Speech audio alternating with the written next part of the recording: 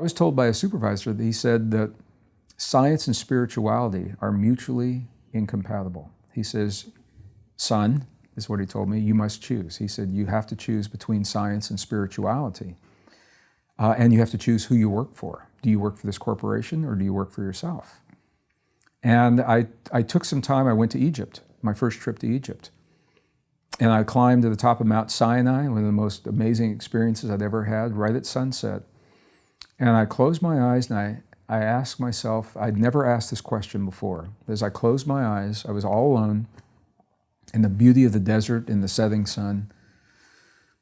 And the question was, if I left this world right now, if I died right now, I didn't want to die, didn't think I was going to.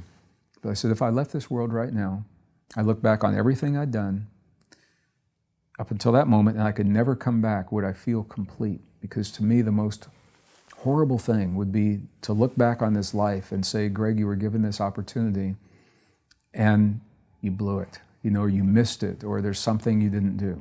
So the question is, would I feel complete with my life at that time? And before I even got the answer, finished the question, the answer was screaming no. No, I wouldn't feel complete. Then my next question is, what would it take to say yes? What would it take to feel complete?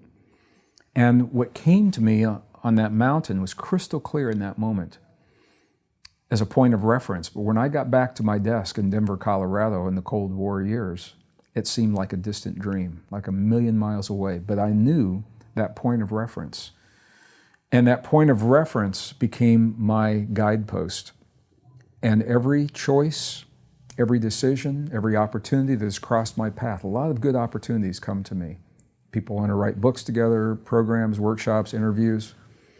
Every one of them I will weigh against, to this day, against that moment. What does it take to say yes?